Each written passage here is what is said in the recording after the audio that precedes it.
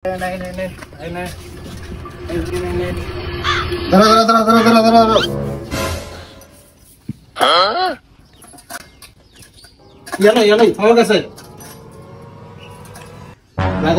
সোনার লঙ্কা আছে সব এই মাটির নিচে আছে।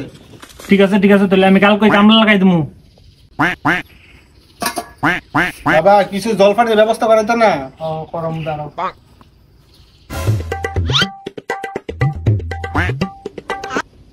বাবা ভাত দিলে তরকারি দিলে না? ভাতের নিচে তো তরকারি আছে।